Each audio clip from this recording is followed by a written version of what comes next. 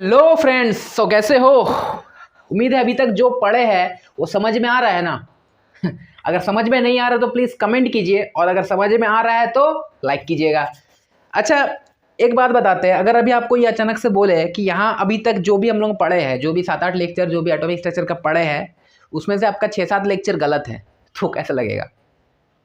Actually यही हुआ था। ऐसे ही गुस्सा आया था जब कोटा फैक्ट्री में वो देखे ना सीन, जब वैभव कैंटीन में बैठ के बोलता है कि यार कोई कुछ तो बता दो, कोई कुछ पर्टिकुलर मॉडल बना दो। पहले थॉमसन मॉडल आता है वो गलत होता है, रुदरफोर्ड आता है वो गलत होता है, यहाँ तक बोर्स मॉडल आता है वो भी गलत होता है। तो साइंटिस्ट लोग ऐसा क्यों करते हैं? पहले एक जगह बैठो, फॉर्मूला सब बना लो, उसके बाद जा करके बच्चे को दो पढ़ने के लिए पढ़ना है।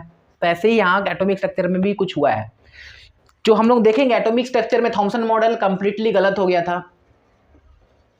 थॉमसन मॉडल जो प्लम पुडिंग मॉडल वाला गलत हो गया था। उसके बाद आया था कौन? रुदरफोर्ड आए, रुदरफोर्ड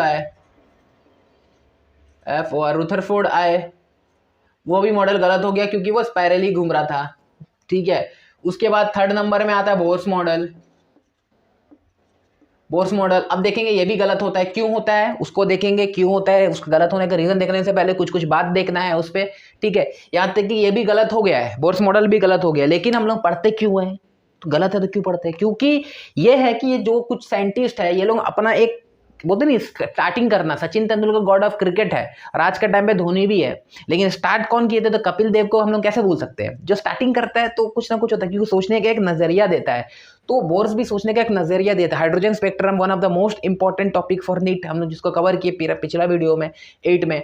तो बोर्स मॉडल को भी पढ़ना बहुत जरूरी है। ठीक है, बोर्स का कुछ कुछ गलती हो गया था कि सिर्फ पार्टिकल नेचर को लिए थे, वेव नेचर को नहीं लिए थे। तो वो सब हम लोग अभी सारा कुछ देखेंगे। ठीक है, तो फ्रेंड मैं हूँ प्रिंस और आपका स्वागत करता हूँ आपका वन ऑफ द प्यारा सा, ब्यूटीफुल सा, खूबसूरत सा YouTube channel the JEE foundation पे। तो चलिए आज का हम लोग टॉपिक स्टार्ट करने से पहले कुछ कुछ बात को समझते हैं। देखिए क्या हुआ था, हमको ये पता चला था कि जो इलेक्ट्रोमैग्नेटिक वेव होता है, इलेक्ट्रोमैग्नेटिक जो रेडिएशन होता है, वो एक बात कंफर्म हो चुका था। क्या कंफर्म हो चुका था? कि आपका particle nature and wave nature दोनों होता है ये इलेक्ट्रोमैग्नेटिक वेव। ये बात पता था, चलिए इसको अलग रखते हैं। फिर हम लोग देखे बोर्स मॉडल, जिसमें यह बात है कि बोर्स सिर्फ पार्टिकुलर नेचर को लिए थे, क्योंकि उसके लिए जो इलेक्ट्रॉन है वो पार्टिकल था, तो उसके लिए वो पार्टिकल नेचर को लिए थे। मगर यहाँ पे क्या होता है, एक साइंटिस्ट आते हैं, क्या नाम है उसका? De Broglie. उसका क्या कहना है देखिए। तो हम लोग देखते हैं डी ब्रोगली, यानी कि डी ब्रोगली।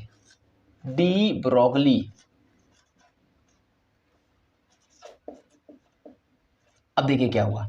डी ब्रोगली क्या बोले, अगर एक इलेक्ट्रोमैग्नेटिक रेडिएशन जैसे लाइट है वो डुअल नेचर शो कर सकता है, वो भी वेव नेचर शो करता है, वो भी पार्टिकुलेट नेचर शो करता है। पार्टिकुलेट यानी कि फोटोन है, और वेव नेचर का तो एक्सपेरिमेंट भी था, जैसे कि हम लोग देखते हैं डिफ्रैक्शन देखते हैं। ठीक है, उसके बाद हम लोग इंटरफेरेंस देखते हैं, वो वेव नेचर को बताता है। ठीक है, तो ये शो करता है। अगर लाइट शो कर सकता है तो डी ब्रोगली क्या बोले कि क्यों नहीं, लाइट क्यों, हम हर चीज के लिए भी कर सकते हैं। हर वो मैटर, हर वो चीज जो मोशन पे है, जो मूव कर रहा है, हर वो चीज उस पे क्या है, आपका वेव पार्टिकल भी शो करता, वेव नेचर भी शो करता है, एंड आपका पार्टिकुलर नेचर भी शो करता है। तो डी ब्रोगली का क्या कहना था, चलिए डी ब्रोगली का एक स्टेटमेंट लिखते हैं। तो क्या लिखते हैं देखिए, every object in motion, every matter in motion have wave character।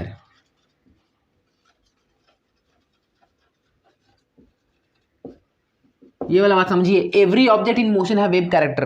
मतलब अगर कोई ऑब्जेक्ट है, सिर्फ लाइट की बात नहीं कर रहा, लाइट तो मोशन में है तो वेव कैरेक्टर है, उसके अंदर फोटोन है, पार्टिकल कैरेक्टर है। लेकिन अगर कोई भी ऑब्जेक्ट हो, हम हो, आप हो, कोई सामान हो, बॉल हो, बैट हो, कार हो, बस हो, ट्रक हो, कुछ भी हो, तो एवरी ऑब्जेक्ट इन मोशन है वेव कैरेक्टर। तो उसमें से वेव होता है, वही वेव कैरेक्टर शो करता है। ट्रैक वेव दिखाता है?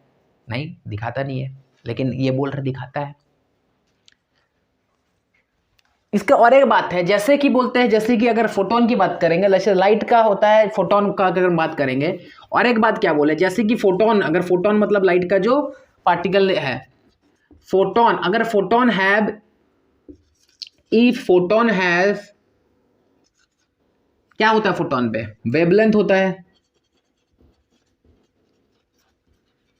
And momentum. अगर फोटोन के पास वेवलेंथ एंड मोमेंटम है, that is particle of light photon, तो देन इलेक्ट्रॉन है, अगर छोटा बड़ा इलेक्ट्रॉन शुड ऑल्सो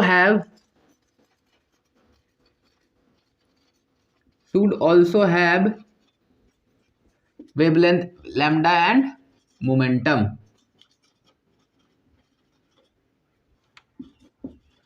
कहने का मतलब है कि अगर फोटोन का पास भी वेवलेंथ है, मोमेंटम है, तो इलेक्ट्रॉन का पास भी होना चाहिए, वेवलेंथ होना चाहिए, उसका मोमेंटम होना चाहिए, वेवलेंथ होना चाहिए। अच्छा, इसको प्रूव कैसे करते हैं, मतलब कि इसको कैसे समझते हैं, चलिए देखते हैं।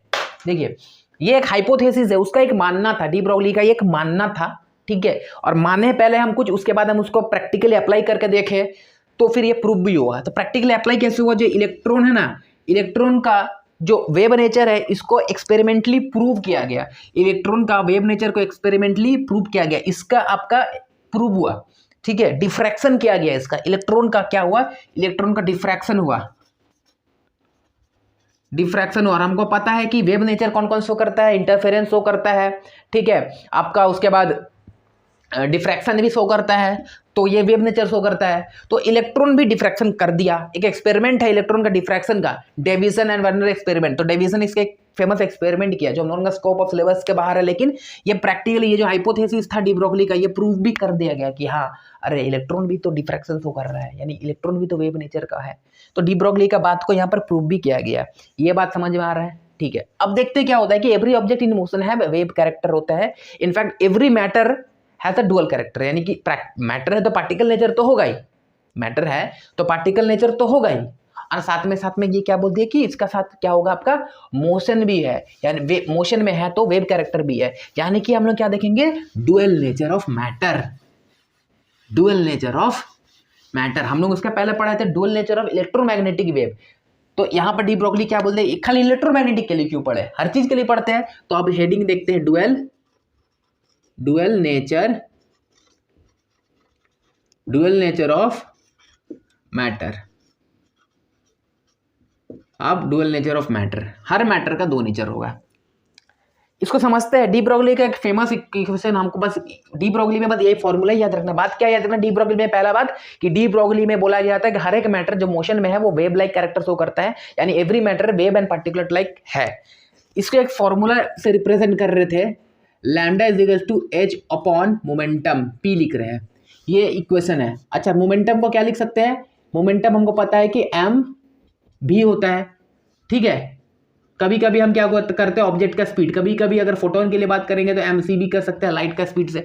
तो ये रिलेशन ऐसे से बना चल जाएगा। या तो फिर अगर हम और थोड़ा देखेंगे तो मोमेंटम को अगर हम लोग चेंज करेंगे तो हम लोग लिख सकते हैं H upon under root 2m kinetic energy.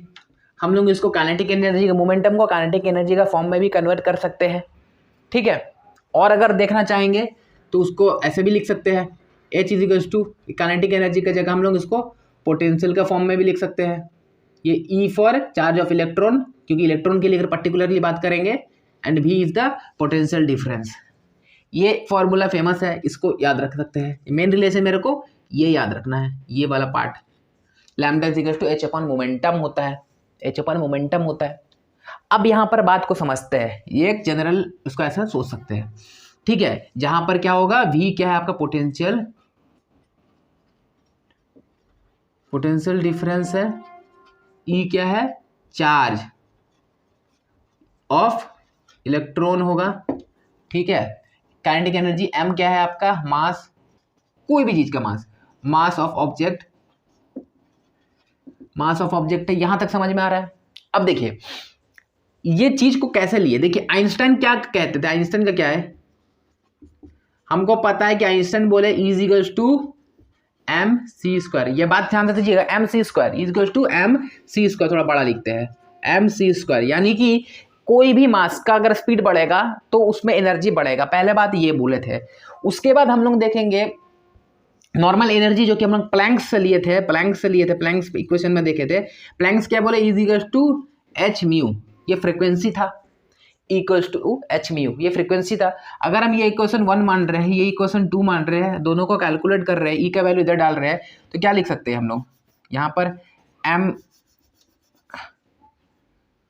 M C square equals to H mu लिख सकते हैं, एच म्यू लिख सकते हैं, ठीक है। अब देखिए सी स्क्वायर को क्या कैसे देखेंगे, एक्चुअली क्या होता है, C is equals to lambda mu है, C equals to lambda mu है, यानी कि हम लोग ऐसे लिख सकते हैं M lambda square mu square, ठीक है। अच्छा, इक्वल्स टू,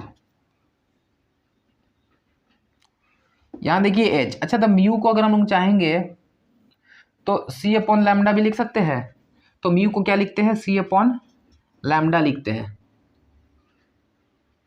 ठीक है। एक काम करते हैं, इसको सी स्क्वायर रखने देते हैं, तो एक सी से एक सी कैंसिल हो गया, ठीक है। यानी कि इसको अगर हम देखें, लैम्डा इक्वल्स टू, लैम्डा ऊपर चला गया, lambda is equals to H upon M C, H upon M C बोलेंगे, या कोई अगर ऑब्जेक्ट होगा तो एच अपॉन एम, उसका कोई अगर सी के अलावा कोई स्पीड होगा, स्पीड ऑफ लाइट है तो भी लिख देंगे।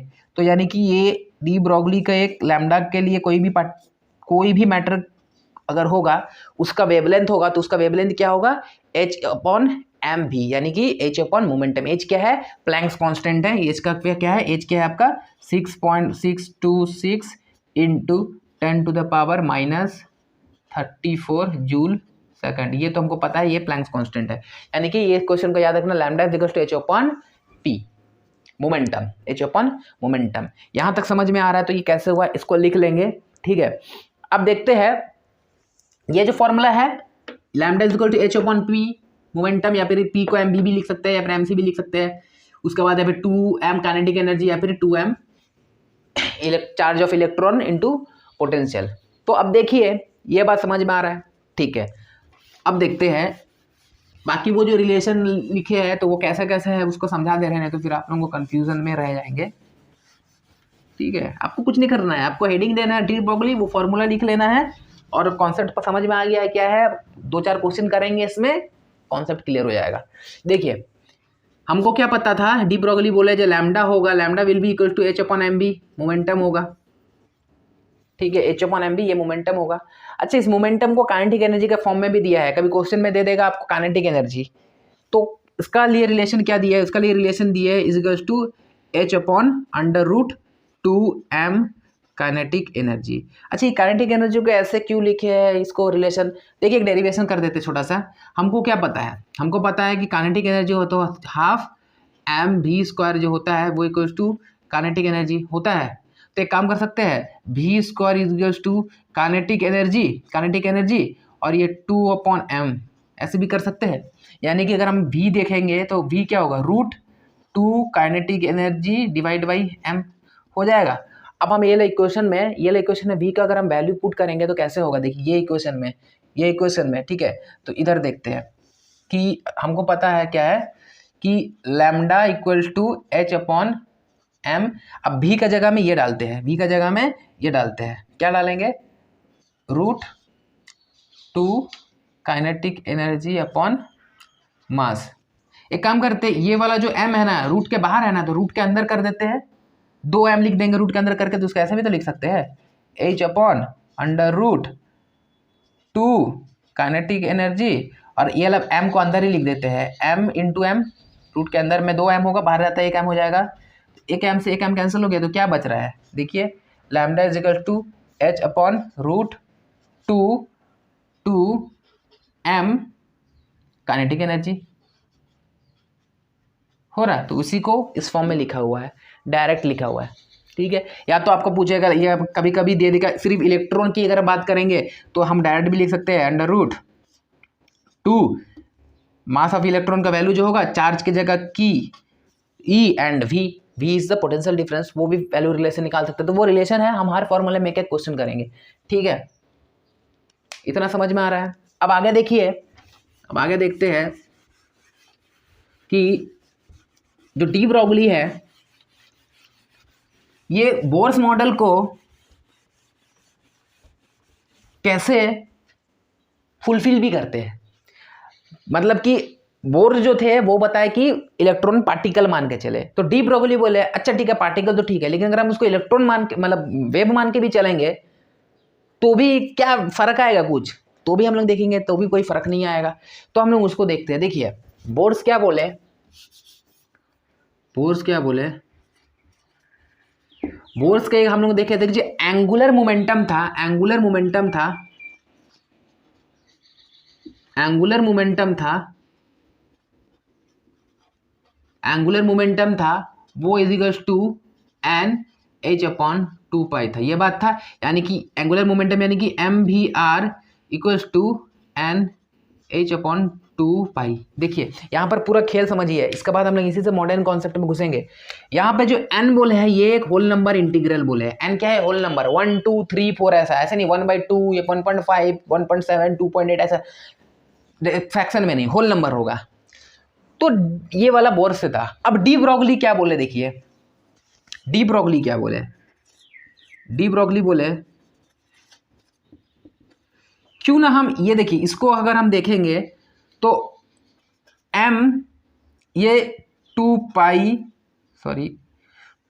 r is equal to H upon M भी। तो डी ब्रोगली ये वाला बात बोले, ये वाला बात क्या बोले, 2 पाई r ऊपर चला गया, एम भी नीचे आ गया। अब 2 पाई r क्या होता है हमको पता है सबको, 2 पाई r क्या होता है, 2 पाई क्या होता है, सर्कुम्फ्रेंस होता है of a circle, circumference RENC। 2 pi r क्या होता है, सर्कुम्फ्रेंस होता है, सर्कुम्फ्रेंस मतलब सर्कल का। इसका मतलब ये हुआ जो ये बोले कि इलेक्ट्रॉन वहां मिलेगा, वहां मिलेगा जहां ये आपका ऑर्बिट होगा, फिक्स्ड ऑर्बिट बताए थे डी ब्रोगली। और एन क्या होगा, होल नंबर, यानी कि अगर एन 1 होगा तो एन के पहले ऑर्बिट की बात कर रहे हैं, एन 2 होगा तो दूसरा ऑर्बिट की बात कर रहे हैं, एन 3 होगा तो तीसरा ऑर्बिट की बात कर रहे हैं। और ये फिक्स कर दिए थे, ये था बोर्स का बात था, बोर्स इसको बताए थे। डी ब्रोगली बोले कि ऐसा क्यों, इसको ऐसा भी तो देख सकते हैं कि अगर एम 2 पाई r जो सर्कुम्फ्रेंस हो रहा है, सर्कुम्फ्रेंस क्या होगा, H upon M B momentum के बराबर होगा। और हमको ये भी पता है कि एच अपॉन एम बी क्या बोले, लैम्डा, यानी कि lambda is equals to H upon M B, ये बात डी ब्रोगली बोले। और यहाँ पर एन होगा तो एन होगा, यानी कि यहाँ पर भी तो अगर एन में तो कोई फर्क नहीं आ रहा, एन में कोई फर्क नहीं आ रहा, एन तो होगा। यानी कि वेवलेंथ बोला, हर एक इलेक्ट्रॉन का अपना अपना एक एक मतलब इलेक्ट्रॉन का वेव होगा हर एक ऑर्बिट पे, और वेव क्या होगा, उसको वेव नंबर होगा। यहाँ पर एन क्या हो जाएगा आपका, एन क्या है यहाँ पे, एन है आपका wave number, number of wave, number of wave, wave number नहीं नंबर ऑफ वेव है, number of wave is equal to the, is equal to the orbit number, orbit number. तो डी ब्रोगली यहां पे क्या बोले,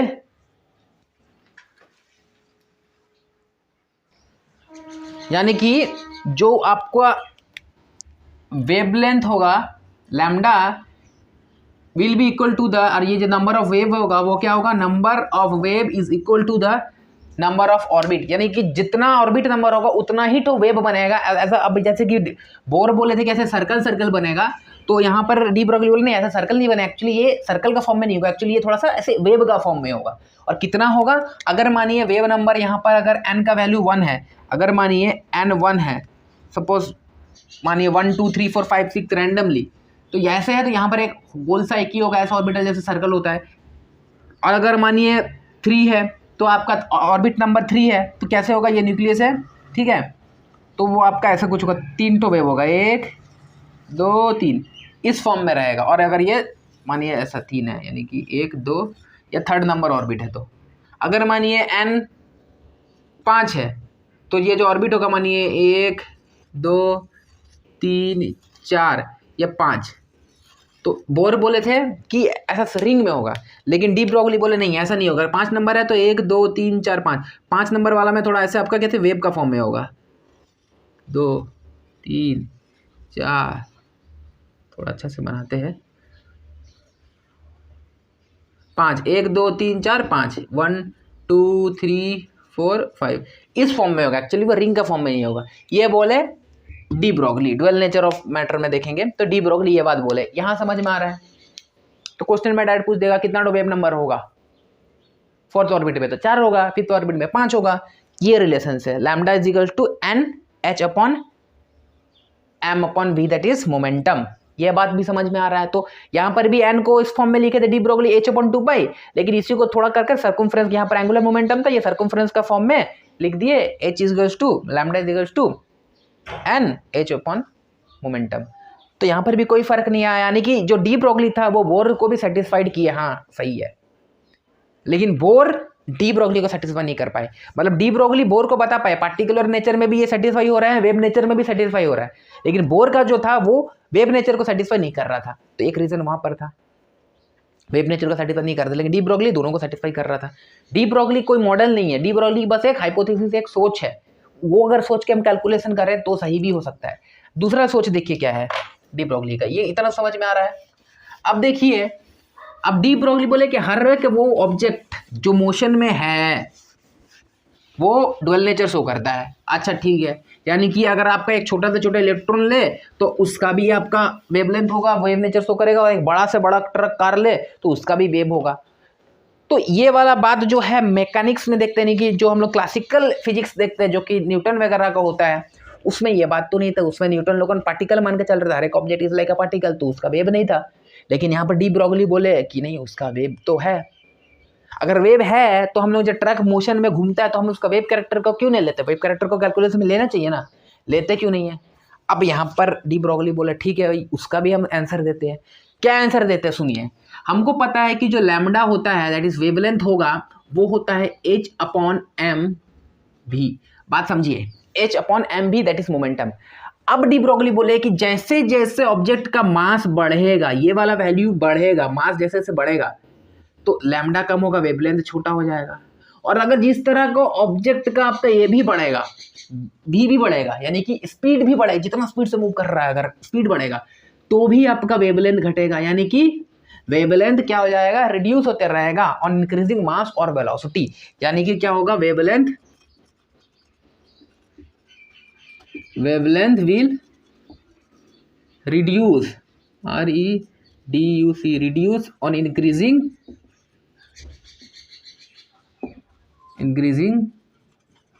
mass and velocity। Mass and velocity बढ़ते रहेगा, ये भी बात सही है। और एक बात भी देखिए, अगर आइंस्टाइन के हिसाब से देखेंगे, आइंस्टाइन भी क्या बोल रहे थे कि अगर कोई ऑब्जेक्ट एनर्जी उस पर क्या होता है mc², यानी कि जैसे जैसे मास बढ़ता है, जैसे जैसे स्पीड बढ़ता है, वैसे वैसे एनर्जी बढ़ता है। तो यहाँ पर वो भी वैलिड हो रहा है, क्योंकि अगर आपका मास बढ़ रहा है, वेलोसिटी बढ़ रहा है, तो वेवलेंथ घट रहा है। हमको पता है कि अगर वेवलेंथ कम होता है तो एनर्जी ज़्यादा होता है, यानी कि फ्रीक्वेंसी ज़्यादा होता है, फ्रीक्वेंसी यानी म्यू ज़्यादा होता है। जैसे जैसे वेवलेंथ घटता है फ्रीक्वेंसी बढ़ता है, और हमको पता है frequency directly proportional to the energy is directly proportional frequency, यानी कि उसके हिसाब से भी देखेंगे अगर फ्रीक्वेंसी बढ़ रहा है यानी एनर्जी बढ़ रहा है। तो आइंस्टाइन भी यहाँ पर सही है, आइंस्टाइन गलत कैसे हो सकता है? वो भी सही है, वो भी सही है, समझ में आ रहा? तो डी ब्रोगली क्या बोले? Wavelength is inversely proportional to the mass and velocity. जैसे जैसे मास बढ़ता रहेगा, वेलोसिटी बढ़ेगा, वेवलेंथ घटेगा। वेवलेंथ घटेगा, इसका मतलब क्या हो रहा है? फ्रीक्वेंसी बढ़ेगा, क्योंकि वेवलेंथ जैसे बढ़ता है फ्रीक्वेंसी, वेवलेंथ घटता है तो फ्रीक्वेंसी बढ़ता है, दोनों इनवर्सली प्रोपोर्शनल है। अब फ्रीक्वेंसी बढ़ेगा, वेवलेंथ घटेगा यानी फ्रीक्वेंसी बढ़ेगा। तो जैसे फ्रीक्वेंसी बढ़ रहा है उसका मतलब उस पर एनर्जी बढ़ रहा है। एनर्जी बढ़ रहा है मतलब क्या है कि आइंस्टाइन भी यहाँ पर वेरीफाई हो रहा है, आइंस्टाइन भी सेटिस्फाइड हो रहा है। आइंस्टाइन भी बोला था मास बढ़ेगा या स्पीड बढ़ेगा तो एनर्जी बढ़ेगा, और यहाँ पर देख भी एनर्जी बढ़ रहा है, यानी कि आइंस्टाइन भी वेरीफाइड हो रहा है। तो ये बड़ा अच्छा सा चीज़ बोले यार, सही है, मेरे को बहुत अच्छा लगता है ये वाला बात, करेक्ट है। अब देखिए, तो यहाँ तक बात समझ में आ रहा है, यानी कि यहाँ तक डी ब्रोगली सही है। तो फिर बोल रहे हैं अच्छा डी ब्रोगली अगर उतना ही सही है तो फिर मेरे को वेव का निकाल के दिखाओ। चलो ट्रक का वेव निकालो, एक बड़ा सा हम एक फुटबॉल है उसका वेव निकाल के दिखाओ, उसका बताओ, उसको हम लोग कैलकुलेशन भी, फिर हम लोग उनको हम लोग डायरेक्ट मोमेंटम निकालते हैं एम भी करके, उसको फिर लो वेव नेचर भी उसको कंसिडर करके सॉल्व करो। तो डी ब्रोगली समझदार बोले ठीक है, पहले मेरे को एक चीज़ बताओ, अगर दिखेगा तो हम पक्का कैलकुलेशन करेंगे उसका वेव, अगर हम लोग देख सकेंगे, अगर नहीं देख सकते तो कैसे कैलकुलेशन करेंगे? बोले मतलब देखते हैं। मतलब अगर हम आपको बोले कि अगर हम बोले कैलकुलेट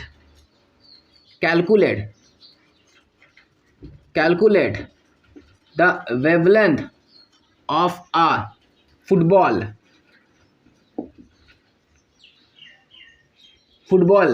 हैविंग मास, जिसका मास है मानिए 0.1 kg, having mass 0.1 kg, moving with speed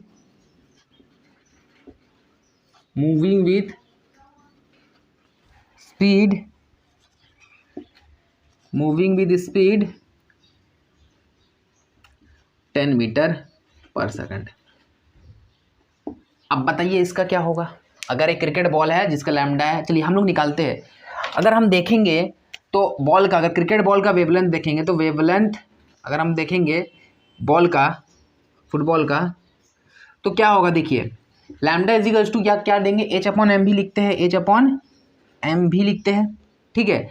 तो H का वैल्यू कितना होता है यहाँ पर डायरेक्ट लिखते हैं, चलिए नेक्स्ट लाइन में लिखते हैं, lambda is equal to H 6.626 into 10⁻34, और यहाँ आपका m मास कितना है देखिए 0.1 kg, यानी कि 0.1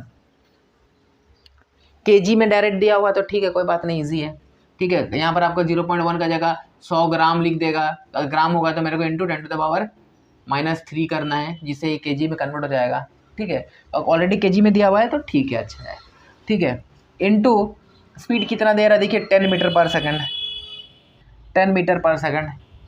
अब इसको हम कैलकुलेट करेंगे अगर हम लोग, तो यहाँ पर 10, तो 10 कैंसिल हो जाएगा, तो इसका लगभग आंसर क्या हो रहा है 6.626 इंटू 10⁻34 मीटर। अब सोचिए ये कितना छोटा वैल्यू है, कितना छोटा मतलब बहुत छोटा, 10⁻34, 10⁻10 होता है, 10⁻10 होता है एंगस्ट्रॉम में होता है, समझ रहे। और ये 34 मतलब इतना छोटा है कि वो तो दिखता ही नहीं है। जब दिखता ही नहीं है, उसका वेव बहुत ही छोटा है, तो फिर उसको कैसे कैलकुलेट करें। तो अगर कोई ऑब्जेक्ट बड़ा हो रहा है, जैसे मास बड़ा होगा तो वेवलेंथ घटेगा, और वेवलेंथ इतना घट जाएगा कि उसको अगर हम कैलकुलेशन ना ही करें तो भी कोई आंसर में फ़र्क नहीं आएगा। और ये भी सर्टिफाई करता है, हाँ पूरा क्लासिकल फिजिक्स जितना आया है, न्यूटन का पूरा फिजिक्स को वेरीफाई कर रहा है, सर्टिफाइड कर रहा है, अरे हाँ भाई ये तो सही है। तो डी ब्रोगली वहाँ पर भी सही हो गया। लेकिन अगर छोटा ऑब्जेक्ट होगा, अगर माइक्रो ऑब्जेक्ट होगा, ये तो मैक्रो हो गया क्योंकि फुटबॉल इज बड़ा है मैक्रो, तो मैक्रो के लिए ये कंसिडर कर सकते हैं, कैलकुलेशन कर सकते हैं, लेकिन इतना छोटा है कि हम लोग नेग्लेक्ट करते हैं। लेकिन अगर वही छोटा हो गया, छोटा माइक्रो हो गया, माइक्रो मतलब इलेक्ट्रॉन जैसे छोटा हो गया। अब देखिए यहाँ पर कितना आ रहा है, इतना। अगर हम वही इलेक्ट्रॉन की बात करें, सेम क्वेश्चन, अब यहाँ पर फुटबॉल की जगह में हम लोग अगर इलेक्ट्रॉन लिखते हैं, इलेक्ट्रॉन, और सेम स्पीड मानिए, सेम स्पीड इलेक्ट्रॉन। अब हम इलेक्ट्रॉन के लिए करेंगे तो सोचिए इलेक्ट्रॉन का मास कितना होता है 9.1 इंटू 10⁻31, ठीक है, kg में ही है। तो इसके लिए लिखेंगे H/9.1 इंटू 10⁻31 मास इंटू, अच्छा इसका स्पीड कितना है देखिए, तो इसका स्पीड है, चलो 10 मीटर में ही कर रहे सॉल्व, 10 मीटर पर सेकंड। अब सोचिए, अब अगर हम लोग सॉल्व करेंगे, h का जगह इसका वैल्यू डाल दे रहे हैं, h का वैल्यू कितना है 6.626 इंटू 10⁻34 डाल दे रहे हैं, सेम कर रहे हैं सॉल्व, ठीक है।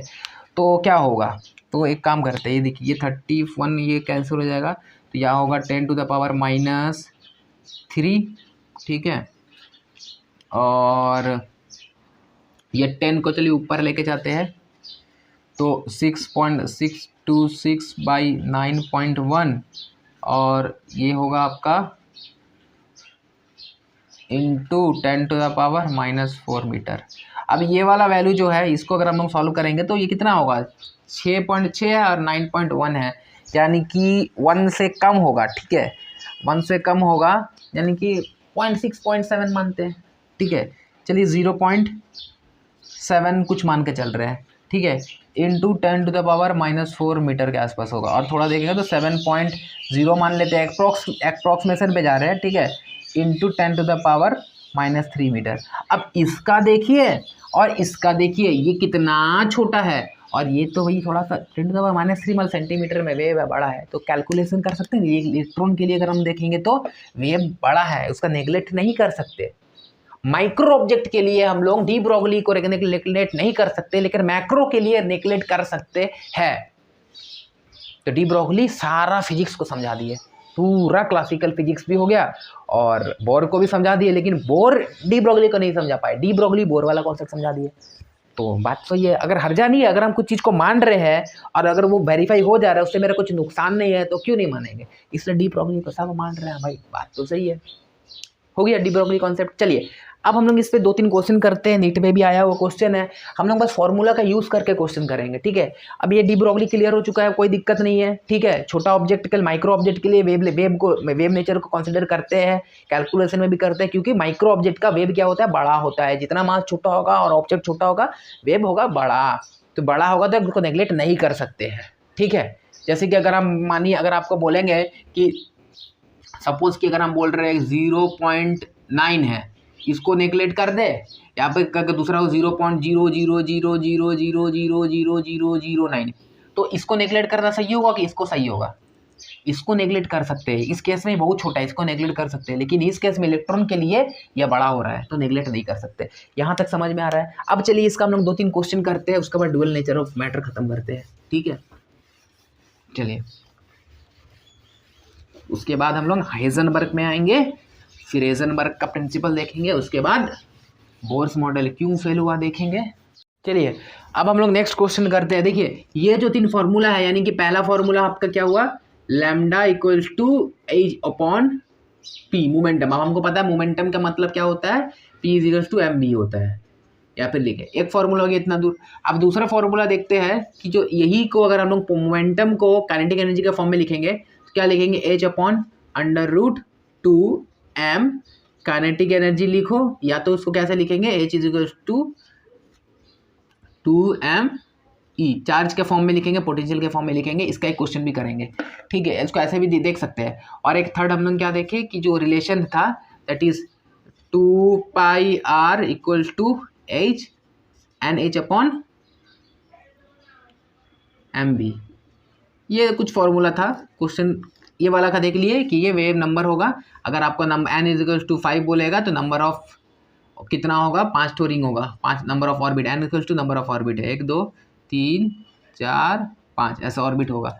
एक्चुअली ये डॉट डॉट डॉट होगा, ये वेव का फॉर्म में, रिंग का फॉर्म में नहीं होगा, तो ये हो गया था, ठीक है। चलिए ये वाला फॉर्मूला कर लिए, ये वाला फॉर्मूला कर लिए, इसका एक क्वेश्चन देखते हैं, ठीक है। इसका क्वेश्चन देखते हैं। देखिए अगर आपको बोला गया काइनेटिक एनर्जी के टर्म में दे दिया, मानिए आपको एक क्वेश्चन बोला कि electron having kinetic energy 4.55 into 10⁻⁻25 joule, ठीक है। ये काइनेटिक एनर्जी हो गया। Find wavelength. आपको डायरेक्ट अगर वेवलेंथ पूछा तो क्या करेंगे, देखिए सॉल्यूशन में क्या करेंगे, सीधा सीधी है कि इलेक्ट्रॉन बोला है तो हमको पता है lambda is equal to h √2m kinetic energy, ठीक है। h के वैल्यू डाल देते हैं 6.626 इंटू 10⁻⁻34, ठीक है। देखिए 2 इंटू ये क्या है आपका मास कितना होता है, पहले काइनेटिक एनर्जी लिख देते हैं, 4.55 इंटू 10⁻⁻25, ठीक है। आपका मास कितना होता है, मास होता है 9.1 इंटू 10⁻⁻31 होता है। तो ओवरऑल अगर हम देखेंगे तो देखिए ये वाला वैल्यू 2 इंटू 4.55 ये 9.1 हो जाएगा, 9.1 हो जाएगा।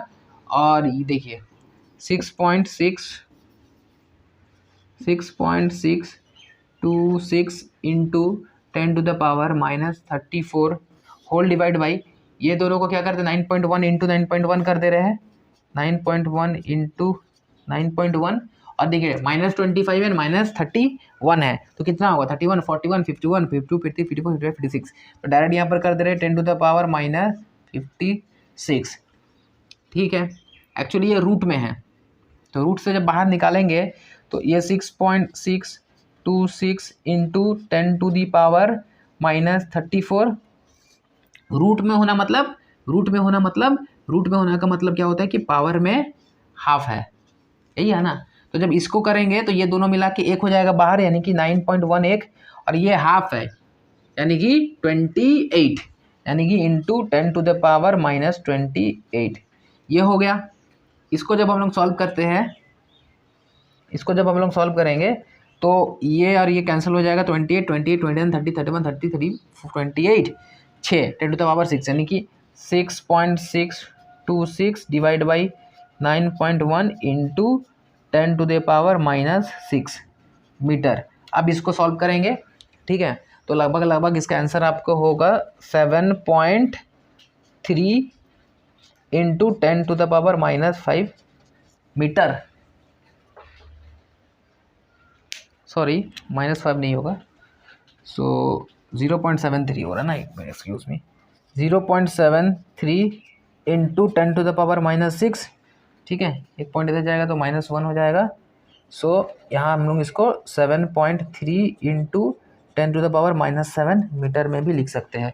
तो आपको काइनेटिक एनर्जी का फॉर्म में देगा, तो आपको इस तरह का कैलकुलेशन करना है, ठीक है। चलिए अब नेक्स्ट देखते हैं क्वेश्चन। चलिए अब नेक्स्ट ये क्वेश्चन है, ये वाला क्वेश्चन को आप लोग खुद से सॉल्व कीजिएगा और कमेंट कीजिएगा इसका आंसर क्या होगा।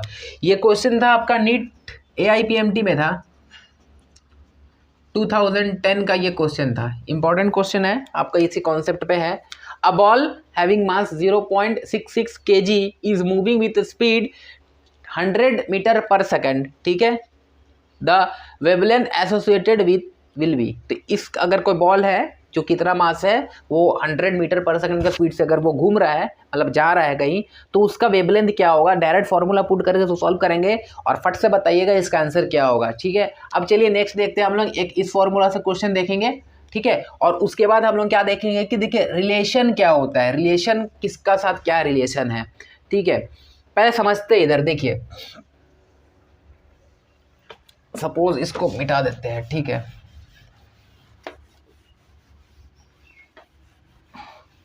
देखिए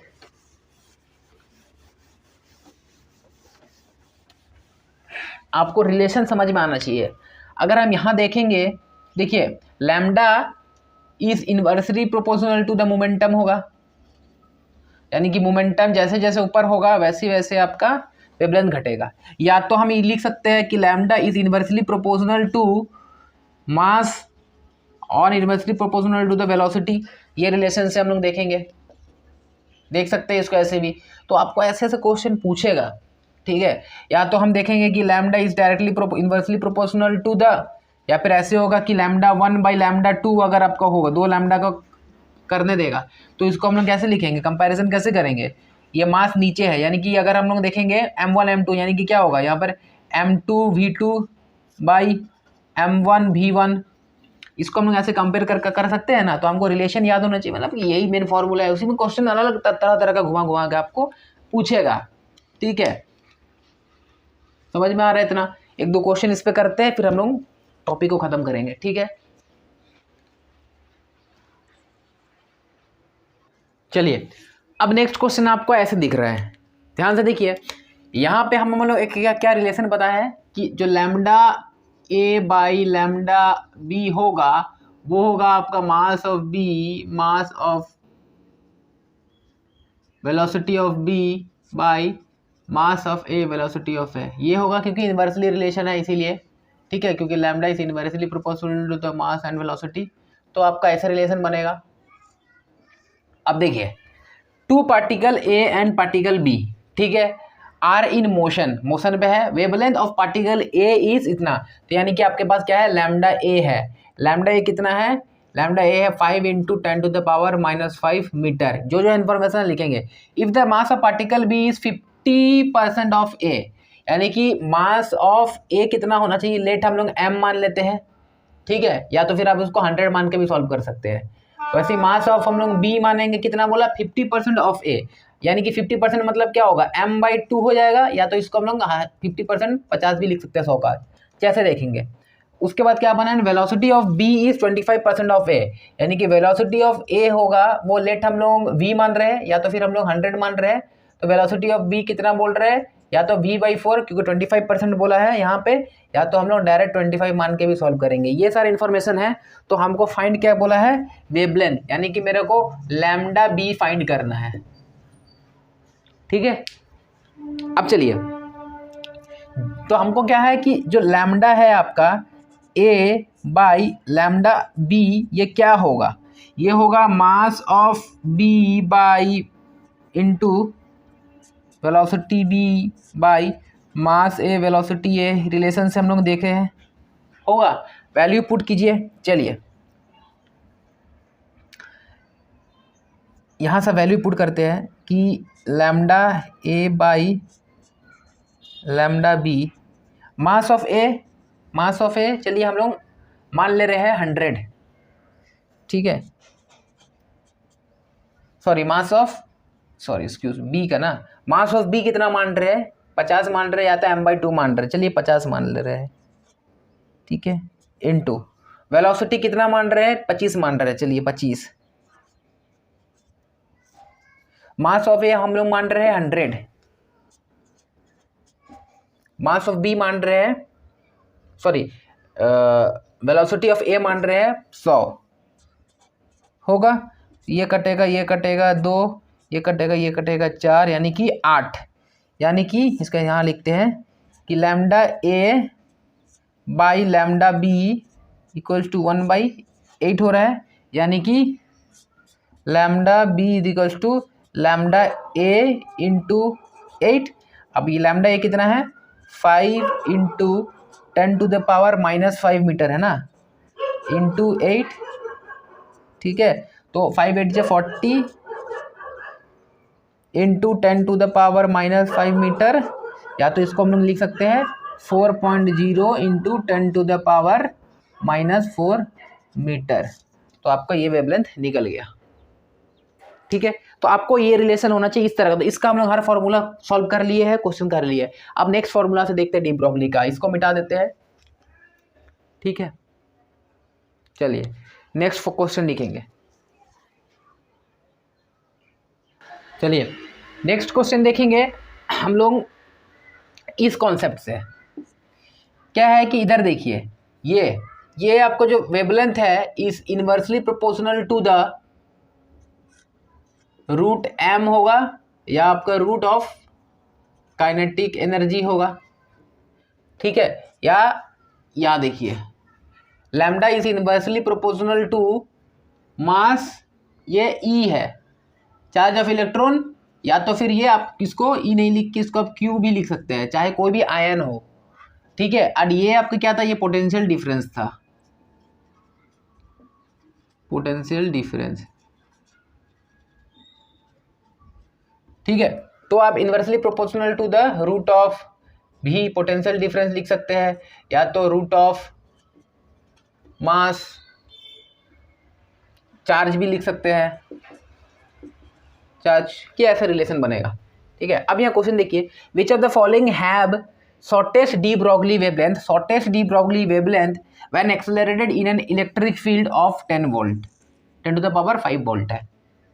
यानी कि एक आपका इलेक्ट्रॉन है, ठीक है, या फिर इनमें से कुछ अल्फा पार्टिकल है, प्रोटॉन है, इलेक्ट्रॉन है, बेरिलियम आयन है, इन सबको इलेक्ट्रिक फील्ड में एक्सेलरेट किया गया, सबका एक ही पोटेंशियल डिफरेंस रखा गया 10⁵ वोल्ट। तो बताइए शॉर्टेस्ट वेवलेंथ किसका होगा, शॉर्टेस्ट किसका होगा, जिसका नीचे सबसे ज़्यादा होगा। देखिए अब यहाँ पर वोल्ट है, यानी कि ये वोल्ट वाला रिलेशन तो हम लोग देखेंगे नहीं। ठीक है, तो हम लोग मास को देखेंगे या तो हम लोग चार्ज को देखेंगे। ठीक है, तो कि जो वेवलेंथ होगा वो inversely proportional to under root of mass and Q charge. ठीक है, अब चलिए इलेक्ट्रॉन का अगर हम लोग देखेंगे तो इलेक्ट्रॉन का मास होता है, हमको पता है mass of electron is equals to 1/1837 of proton. Proton का इतना गुना यानी इतना हल्का होता है, यानी कि इसको हम लोग यहाँ लिख सकते हैं कि 1/1837 मास, और चार्ज कितना होता है इसका 1 होता है।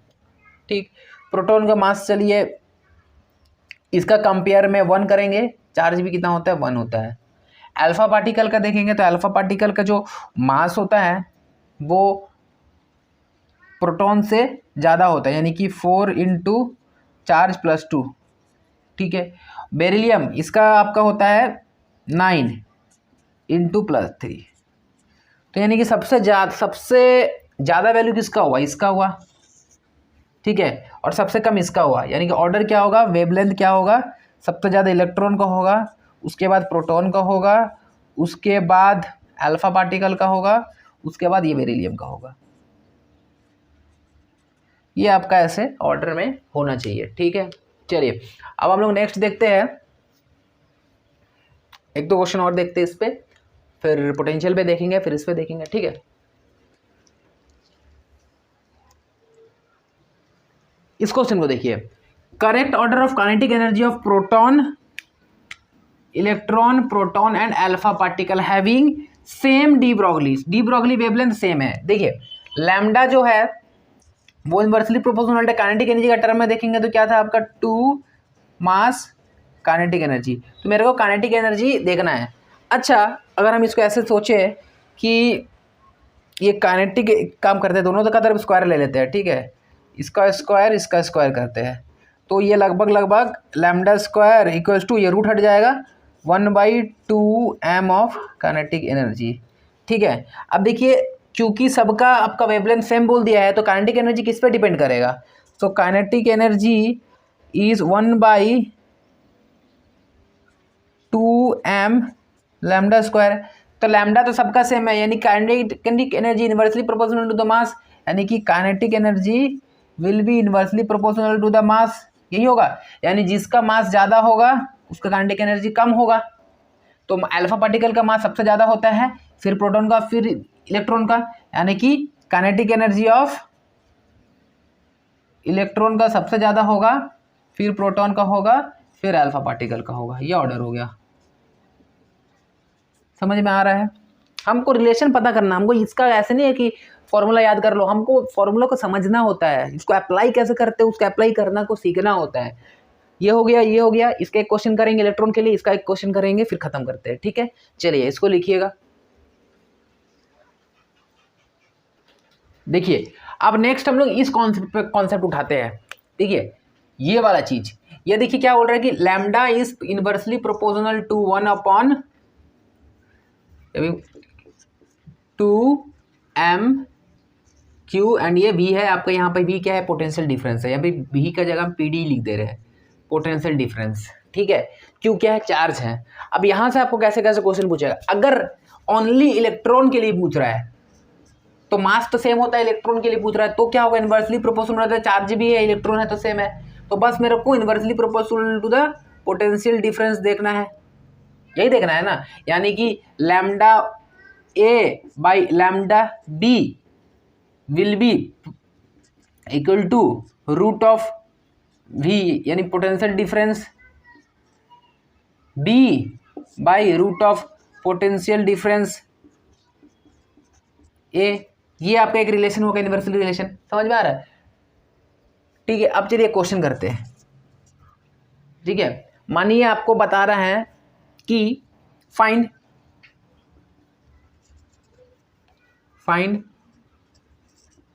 लैम्डा, यानी कि wavelength of electron having potential difference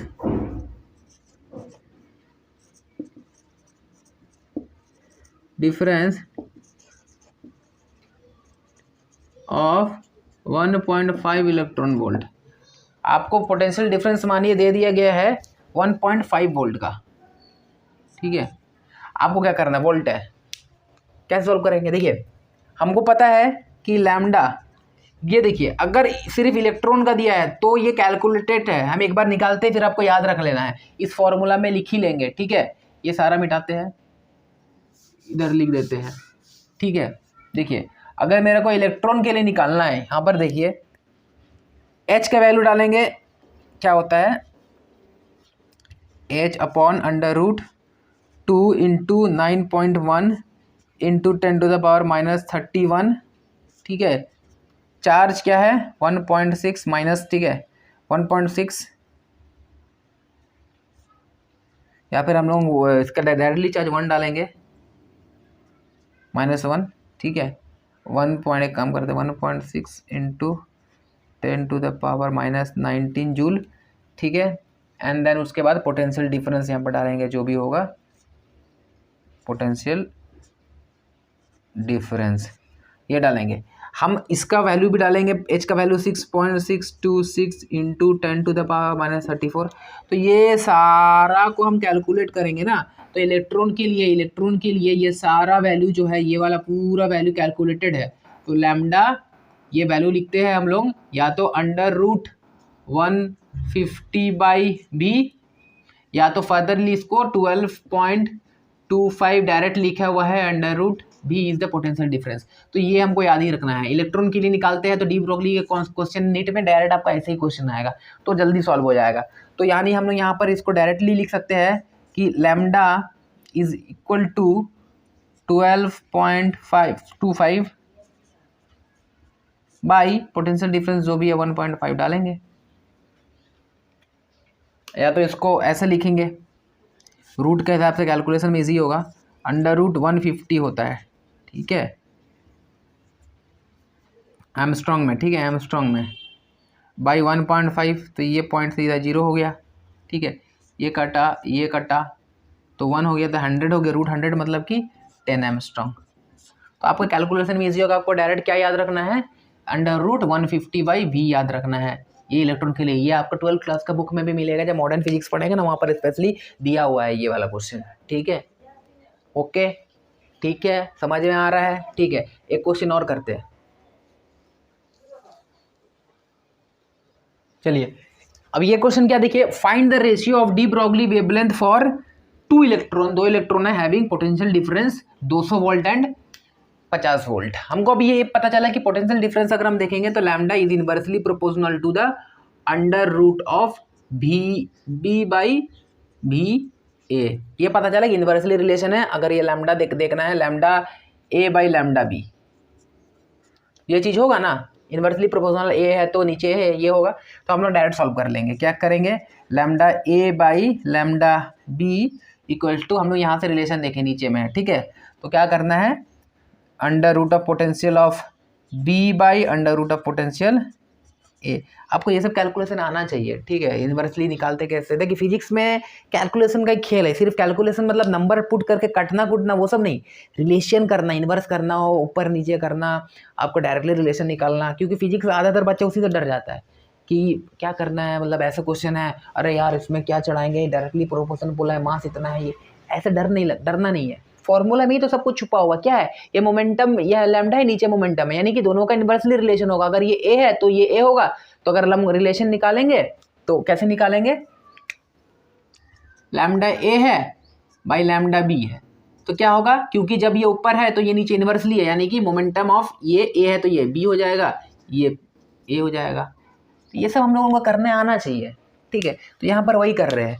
तो क्या होगा, तो यहाँ पे होगा lambda A by lambda B equals to क्या होगा, वी बी कितना मान रहे हैं, चलिए 50 मान रहे हैं, रूट में है, ठीक है, और रूट में 200 मान रहे हैं। तो क्या होगा, 1/4 हो जाएगा, 1/4 रेशियो क्या होगा, 1:4 हो जाएगा, बस खत्म हो गया, ठीक है। सॉरी, रूट में है ना, एक मिनट, ये 4 अंडर रूट में है, तो रूट में मतलब 1:2 हो जाएगा, क्योंकि रूट से बाहर निकलेगा 4 तो 2 हो जाएगा। सॉरी, समझ में आ रहा है, ठीक है, हो गया। इनफैक्ट आप इसको ऐसे करके कैलकुलेशन कीजिए, नहीं तो आपको अगर दिक्कत लग रहा है, पूरा होल रूट में डालिए, यहाँ लिखिए 50, यहाँ लिखिए 200। अब तो कोई दिक्कत नहीं है ना, 1/4, तो 1/√4 यानी कि 1/2 हो गया, ख़त्म। चलिए, अब ये हो गया, यहाँ तक समझ में आ गया। अब हम लोग इस कॉन्सेप्ट में करेंगे जो फ्रीक्वेंसी इक्वल्स टू NH/mv। इसको क्या करना, देखिए, अच्छा ये बात समझिए,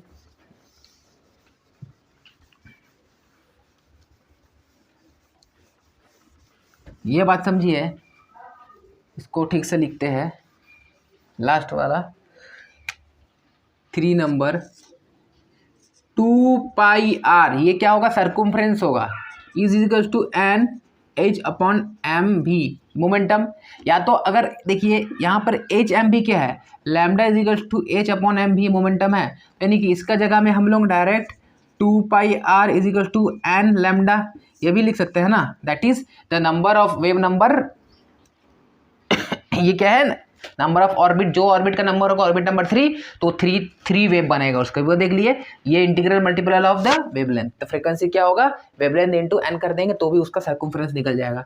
समझ में आ रहा है? एक क्वेश्चन करते हैं इस पे, उसका इसको खत्म करते हैं, ठीक है। चलिए देखिए अब यहाँ पर एक क्वेश्चन देखिए, find the D Broglie wavelength of fourth orbit of Bohr's model. Bohr's model का फोर्थ वाला ऑर्बिट, बोर्स मॉडल ऐसा बोला था, रिंग बोला था, ठीक है। तो ये वाला फोर्थ ऑर्बिट का सर्कमफ्रेंस दिया हुआ है कितना, 16 एंगस्ट्रॉम। तो हमको इसका एक्चुअली डी ब्रॉगली का फॉर्म में उसका वेवलेंथ निकालना है। तो हमको रिलेशन क्या पता है कि सर्कमफ्रेंस जो है, सर्कमफ्रेंस ये वाला एक्चुअली सर्कमफ्रेंस है 2πr is equals to n lambda. N का वैल्यू क्या होगा, 4 होगा, क्योंकि ये नंबर ऑफ ऑर्बिट है या फिर नंबर ऑफ वेव है। तो हम सर्कमफ्रेंस का जगह में लिखेंगे 16 इक्वल्स टू एन का जगह में लिखेंगे 4 बाई लैम्डा, ठीक है। तो ये क्या होगा, ये कट जाएगा तो 4 एंगस्ट्रॉम। तो वेवलेंथ क्या है आपका, 4 एंगस्ट्रॉम होगा, ठीक है। अब इसी का अगर क्वेश्चन आपको घुमा के दे दिया जाए, मानिए अगर आपको यहाँ पर बोला जाए कि फाइंड द सर्कमफ्रेंस, अगर आपको यही क्वेश्चन बोला कि find circumference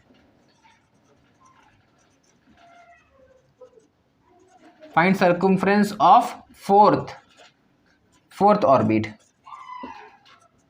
of Bohr's model having wavelength मानी इसी को मान ले रहे हैं 4 एंगस्ट्रॉम। तो क्या करना है, वही रिलेशन लगाना है, क्या है, सर्कमफ्रेंस इक्वल्स टू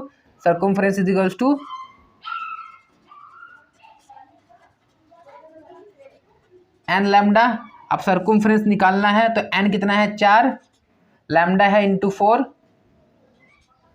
तो क्या हो जाएगा, एंगस्ट्रॉम में होगा, तो ये क्या हो जाएगा, 16 एंगस्ट्रॉम। यानी कि अगर आप बोर मॉडल का और सर्कमफ्रेंस दिया हुआ तो वेवलेंथ निकालो, अगर वेवलेंथ दिया तो सर्कमफ्रेंस निकालो, पर एन क्या होगा, जितना ऑर्बिट है वो ऑर्बिट का नंबर होगा। ये दोनों में समझ में आ गया, यहाँ तक समझ में आया। अच्छा अब दूसरा क्या देखते हैं, लास्ट वाला पार्ट है, लास्ट एक क्वेश्चन देख के खत्म करेंगे।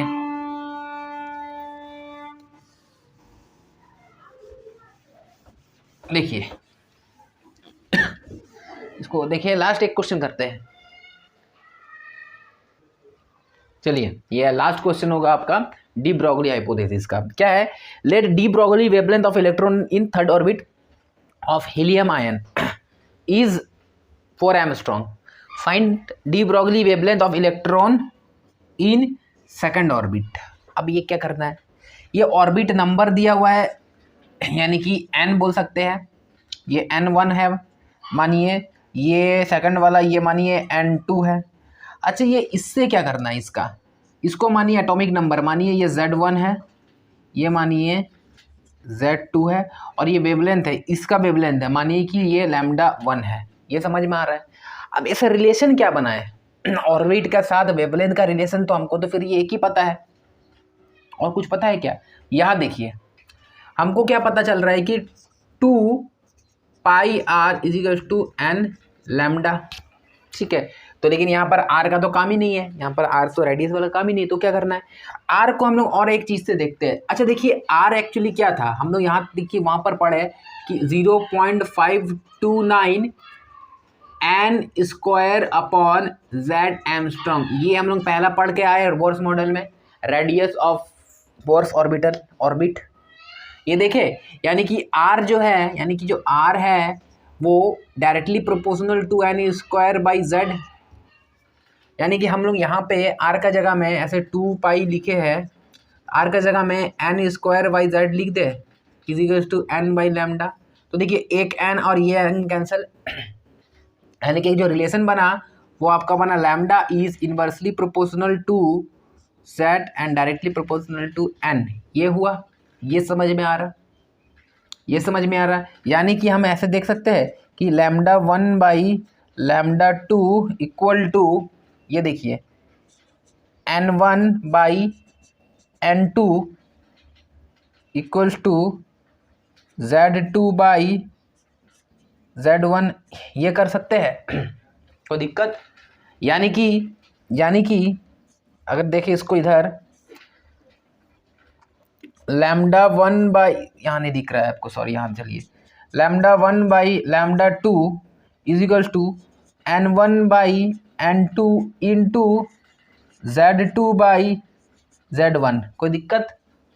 ठीक है। अब आगे देखिए लैम्डा 1 कितना बोले हैं, तो वैल्यू बाद में, n1 क्या है यहाँ पे 3 है, n2 यहाँ 2 है, इंटू z2 क्या है, देखिए z2 है लिथियम, लिथियम का एटॉमिक नंबर क्या होता है, हाइड्रोजन हीलियम लिथियम 3, तो 3, और हीलियम का 2 होता है, 2 होता है। ठीक है, लैम्डा 1 कितना है, 4 एंगस्ट्रॉम है, 4 बाई लैम्डा 2। ठीक है, तो कैलकुलेट करेंगे अगर हम लोग तो लैम्डा 2 हो जाएगा, कितना होगा, दैट इज 4, और ये इंटू हो जाएगा, यानी कि 4 इंटू 2 इंटू 2 बाई 3 इंटू 3, यानी कि 8 टू 16 बाई 9, यानी कि lambda 2 is equal to 16 by 9 angstrom. तो इस तरह का आपको डी ब्रोगली से क्वेश्चन आएगा। ठीक है, अब हम लोग नेक्स्ट क्या देखते हैं ये समझ में आया, डी ब्रोगली खत्म हुआ। अच्छा, तो ये पहला एक दिक्कत हुआ बोर्ड्स का कि वो वेव नेचर को कंसिडर नहीं किए थे, यहाँ के वेव में इतना कुछ है क्वेश्चन करने लायक। अब हम लोग देखेंगे हेइजेनबर्ग अनसर्टेनिटी प्रिंसिपल कॉन्सेप्ट। ठीक है, चलिए इसे रब करते हैं, एक बार देख लीजिए।